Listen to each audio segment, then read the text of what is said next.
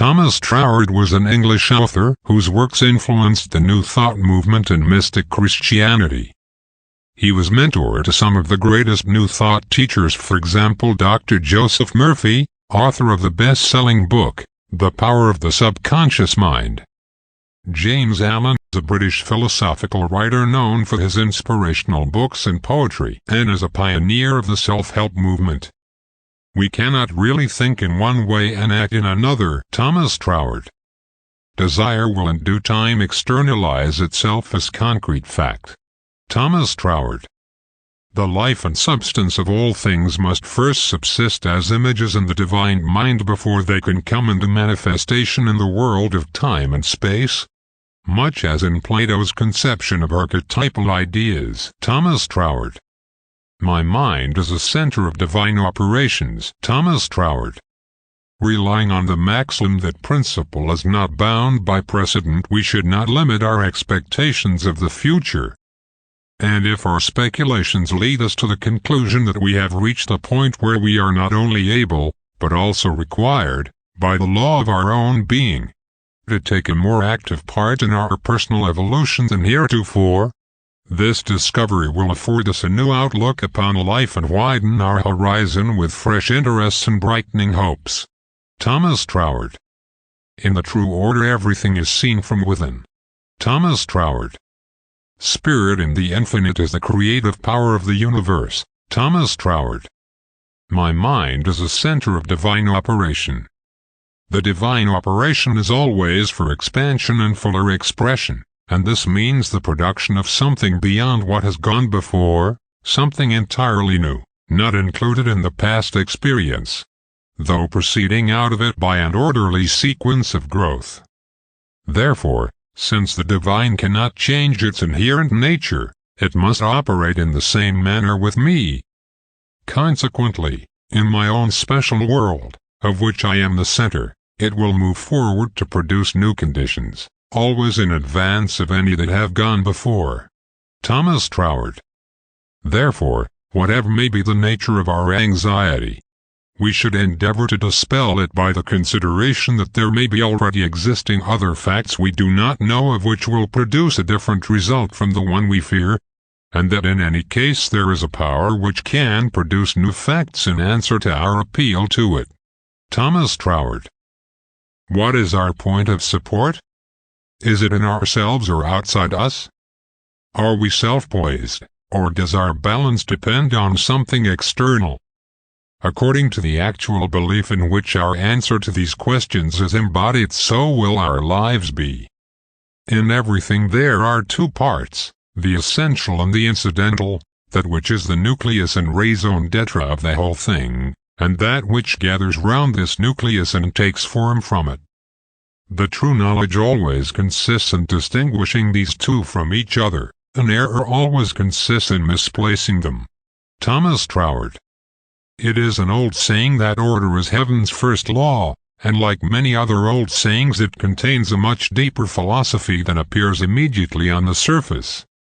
Getting things into a better order is the great secret of progress, and we are now able to fly through the air, not because the laws of nature have altered, but because we have learned to arrange things in the right order to produce this result. The things themselves had existed from the beginning of the world. But what was wanting was the introduction of a personal factor which, by an intelligent perception of the possibilities contained in the laws of nature, should be able to bring into working reality ideas which previous generations would have laughed at as the absurd fancies of an unbalanced mind. The lesson to be learnt from the practical aviation of the present day is that of the triumph of principle over precedent, of the working out of an idea to its logical conclusions in spite of the accumulated testimony of our past experience to the contrary. And with such a notable example before us, can we say that it is futile to inquire whether by the same method we may not unlock still more important secrets and gain some knowledge of the unseen causes which are at the back of external invisible conditions, and then by bringing these unseen causes into a better order make practical working realities of possibilities which at present seem but fantastic dreams. Thomas Traward. If you take your own knowledge of law as the starting point of the creative action in your personal life, you have inverted the true order. And the logical result from your premises will be to bring the whole burden upon yourself like 1,000 of bricks. But if you take the all-givingness of the creating spirit as your starting point, then everything else will fall into a harmonious order. And all you will have to do is to receive and use what you receive, asking the divine guidance to use it rightly. Thomas Traward. Perfect harmony with its environment, and perfect expression of its own inward nature are what constitute beauty.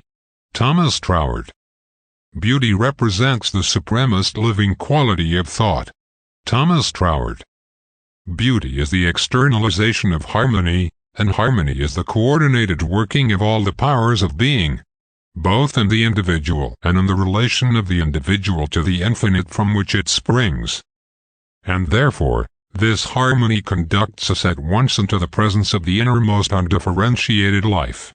Thomas Traward. A duality in which there is no other opposition than that of the inner and the outer of the same unity, the polarity which is inherent in all being. Thomas Traward. We cannot think into manifestation a different sort of life to that which we realize in ourselves. Thomas Traward. Take care of the heart, and the head will take care of itself. Thomas Traward. For what we do not act up to we do not really believe. Thomas Traward. Our thought must necessarily be limited by our conceptions. We cannot think of something which we cannot conceive. And therefore, the more limited our conceptions, the more limited will be our thought, and its creations will accordingly be limited in a corresponding degree. Thomas Traward. Because I am what I am, I may be what I will to be.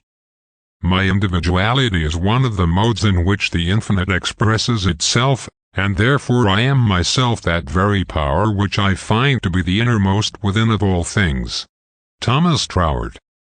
Whatever we believe does, for us, in very fact exist. Our beliefs may be erroneous from the point of view of a happier belief, but this does not alter the fact that for ourselves our beliefs are our realities.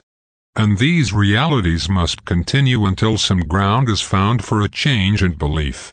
Thomas Traward. Liberty without love is destruction, and love without liberty is despair. Thomas Traward. Prayer is the heart's sincere desire, uttered or unexpressed. Thomas Traward. All that hinders the individual from exercising the full power of the infinite for any purpose whatever is his lack of faith, his inability to realize to the full the stupendous truth that he himself is the very power which he seeks. Thomas Traward. It is the direction and not the magnitude which is to be taken into consideration. Thomas Traward. Creative power is that receptive attitude of expectancy which makes a mold into which the plastic and as yet undifferentiated substance can flow and take the desired form. Thomas Traward. We cannot really think in one way and act in another. Thomas Traward. It is an enduring truth, which can never be altered, that every infraction of the law of nature must carry its punitive consequences with it. We can never get beyond that range of cause and effect. The subjective mind is entirely under the control of the objective mind. With the utmost fidelity it reproduces and works out to its final consequences whatever the objective mind impresses upon it. Thomas Traward. We can gradually grow into any condition we desire, provided we first make ourselves in habitual mental attitude the person who corresponds to those conditions. Thomas Traward. Our repeated failure to fully act as we would wish must not discourage us.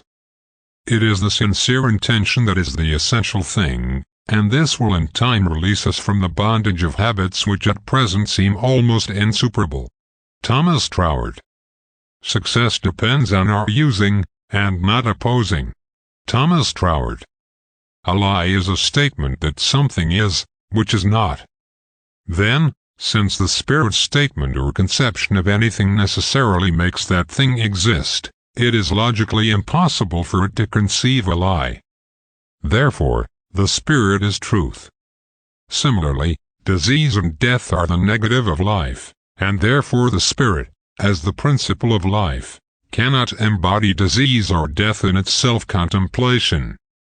In like manner also, since it is free to produce what it will, the spirit cannot desire the presence of repugnant forms, and so one of its inherent laws must be beauty.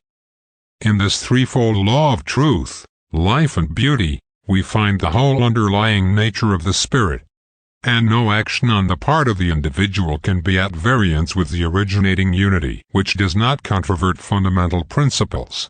Thomas Traward.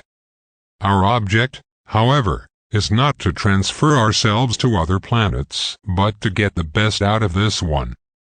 But we shall not get the best out of this one until we realize that the power which will enable us to do so is so absolutely universal and fundamental that its application in this world is precisely the same as in any other, and that is why I have stated it as a general proposition applicable to all worlds. The principle being thus universal, there is no reason why we should postpone its application till we find ourselves in another world, and the best place and time to begin are here and now. The starting point is not in time or locality, but in the mode of thought. And if we realize that this point of origination is spirit's power to produce something out of nothing, and that it does this in accordance with the natural order of substance of the particular world in which it is working, then the spiritual ego in ourselves, as proceeding direct from the universal spirit, should be able first, to so harmoniously combine the working of spiritual and physical laws in its own body as to keep it in perfect health, secondly to carry this process further and renew the body, thus eradicating the effects of old age, and thirdly to carry the process still further and perpetuate this renewed body as long as the individual might desire. Thomas Traward.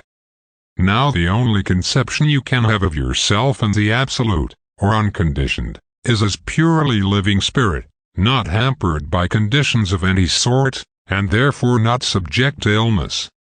And when this idea is firmly impressed on the subconscious mind, it will externalize it.